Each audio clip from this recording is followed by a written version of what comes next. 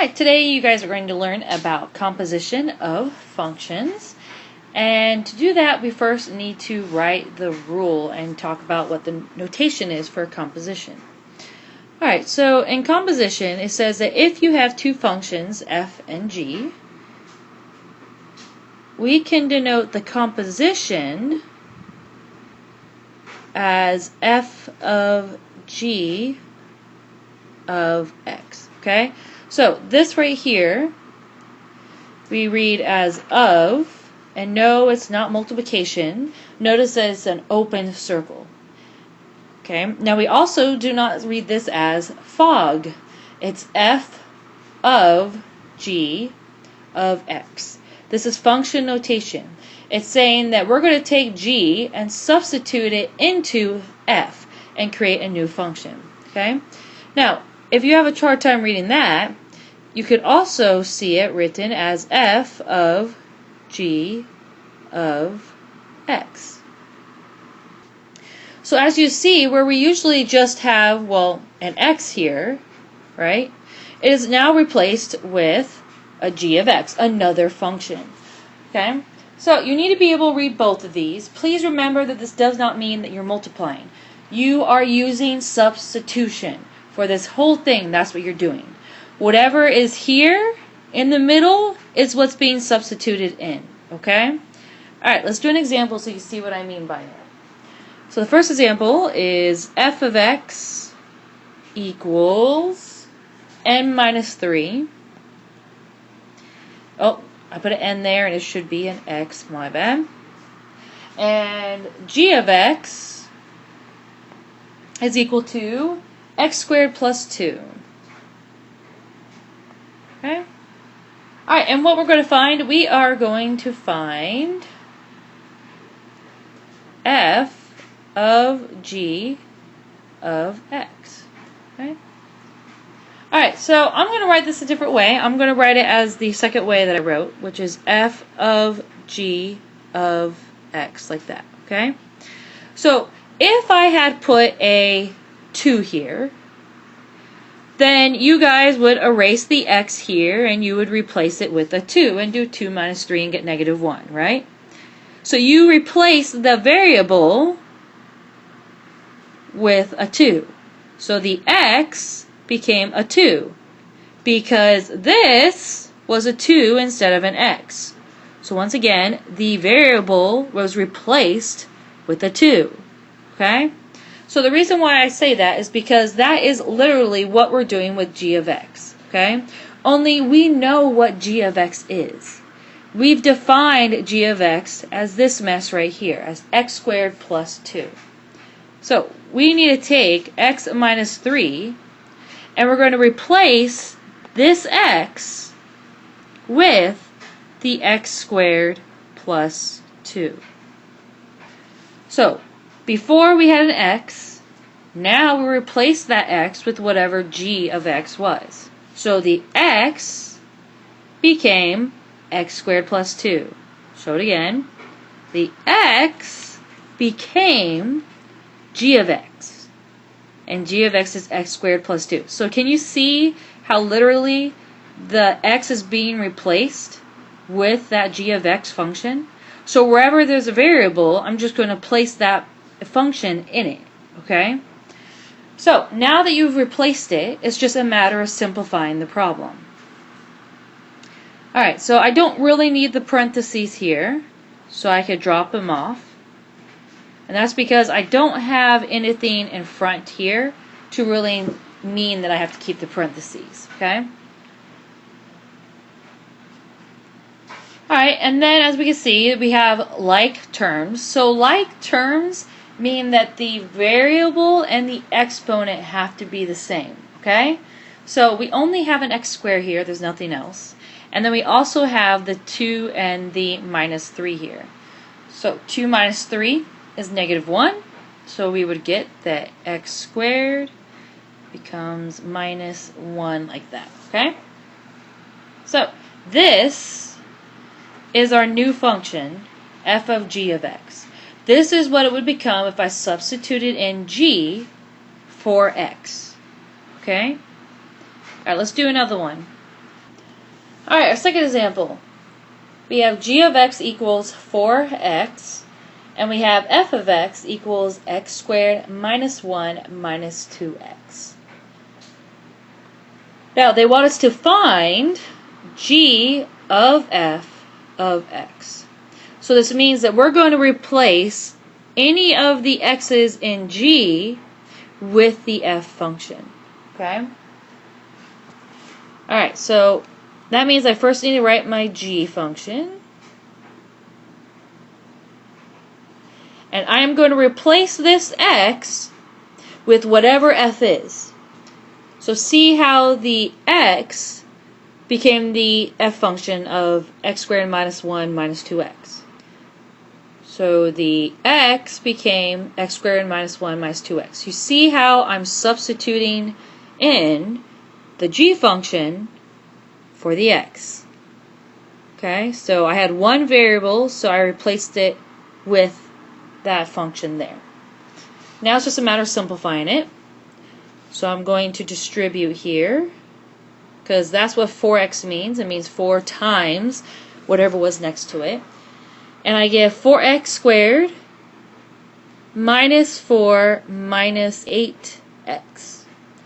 Alright, and remember that this has to be written in standard form. So it's 4x squared minus 8x minus 4. Okay?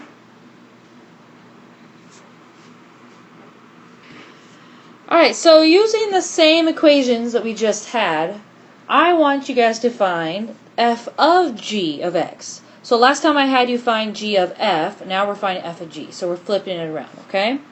And this is because I want to show you what happens when you have multiple variables that you have in replace. So this is saying that we're replacing the variables in f, which is here and here, with whatever g of x is, which is 4x, okay? Alright, so watch what happens. We have an x squared minus 1 minus 2x. So we're going to replace this x and this x with our g of x function. Just like that. So hopefully you can see that the red parts, the 4x, replaced the original x that was there. So we had x squared minus 1 minus 2x, and we replaced them with the 4x. So once again, we had the x's, and we replaced it with the 4x's. So you see how we took this function and replaced the x's with whatever it was. This is a substitution game, you guys. You have got to be able to recognize that. Alright, now we just got to clean this up. So we have 4x squared, which means that this is 4x times 4x. Okay, and we have 2 times the 4x here, which means minus 8x. Alright, so 4 times 4 is 16, and x times x is x squared. So we have 16x squared minus 1 minus 8x. We gotta write this in our proper standard form. So it'll be 16x squared minus 8x minus 1. Okay? Alright, so the next example is g of x equals 2x minus 5. H of x equals x squared minus 2. And they want us to find h of g of x, which means that g is being substituted into the h values. Okay? So let's look at h.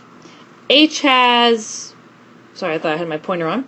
H has one variable. It's the x right here. So I am going to take this 2x minus 5 and replace that x with 2x minus 5.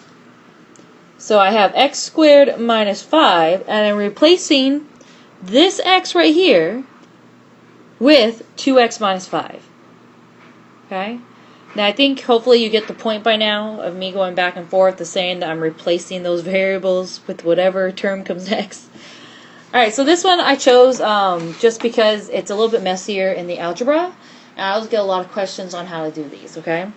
So, as I wrote before, because we need to clean this up, when something is squared, it means that you're multiplying it by itself, right? So 2x minus 5 squared means I'm multiplying it out twice.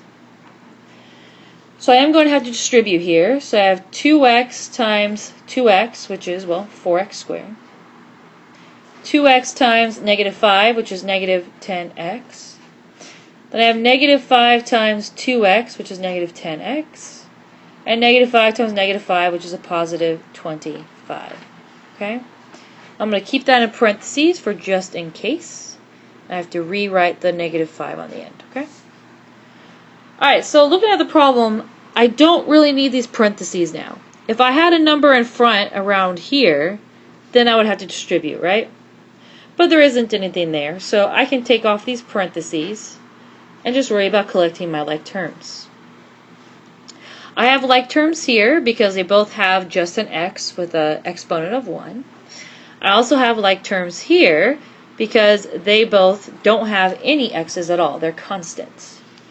So my answer is going to be 4x squared minus 20x plus 20. And there you go. Alright, so now my question is, what would happen if this x here was a number like 2? Actually, let's make it 3 just so there's not so many 2's in the problem. So instead of saying find h of g of x, I said find h of g of 3. Alright, well, side note, if I gave you guys a problem like f of x equals x plus 2, and I told you that f of 3, I needed you to find that, you would once again replace this x with a 3. That is what function notation means, you guys. Whatever is here has to match the variable. And in this case, my variable is replaced with a 3. So that means I would just solve it and get a 5. So on this problem, when I say find h of g of 3, technically I can do exactly what I did here.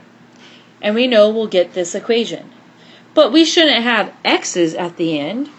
We should have a 3 at the end for our variables. Not a problem. Let's go ahead and replace all of my x's with a 3. And there we go. Now I can keep going on this problem. So before, when I just had the x's there, I was done. But now because I have a number, I can actually evaluate this. Alright, so PEMDAS says we do parentheses, then exponents. So it would be 4 times 9. Alright, then we have 20 times 3, which is a negative 60, plus 20. 4 times 9 is 36, minus 60, plus 20. 36 minus 60, let's see, that's going to be 24. So negative 24 plus 20 will be negative 4. Alright, so with problems that have the number right here, you are going to give me an answer of some sort that's going to be a number. There won't be any letters or variables left, okay? It'll be a single thing. Alright, let's do one more example and then I'll let you guys work on your own. Alright, it says g of n is equal to n squared plus 5. Find g of n. It's not GOG, it's g of n. So this tells me that my variable should be an n, and yes, I have a variable n. Good job. Alright, so that's good to go. And they want me to substitute g into itself. Well, that seems weird. How do I do that? Well, it's really not that bad. You start with the original function, which is g, n squared plus 5. And I'm going to replace the n right here with whatever my g function was. So this n is going to become n squared plus 5. See? The n became n squared plus 5. So it told me to replace my variable, which was n, with whatever g was. So g is n squared plus 5, so I replaced the n with with n squared plus 5. See how I use substitution. It is not that big of a deal if they have you substitute into itself. That's okay. Alright, let's clean this up. So we have n squared plus 5 squared. Well, I'm going to rewrite it twice actually. So n squared plus 5 plus 5. Alright, so we got to multiply this out. So n squared times n squared is m to the 4th power. N squared times 5 is 5n squared. 5 times n squared is 5n squared. 5 times 5 is 25. Now, usually I would put this in parentheses, but there's nothing in front of this n over here, so I don't really need to worry about it. But I do want to make sure I bring down my 5 there. Alright, collect like terms. So we have n to the 4th power plus 10n squared plus 30. And this would be our new equation. Alright, so you guys should be okay enough to go ahead and get the worksheet from Miss Holland. Please make sure you are working on this worksheet, because you don't want to come in on Friday, which is tomorrow for you guys, and have an empty sheet, okay? So I know that I'm going to have to do at least 2 of them tomorrow in class from your homework, but I'm not going to tell you which 2 they are. See if you can figure out which 2 I'm talking about. Alright, go to Miss Holland, get your homework. Remember, if there's anything in this video that you need to review, you can always rewind, pause, all that fun stuff. I think that's it. See you guys tomorrow.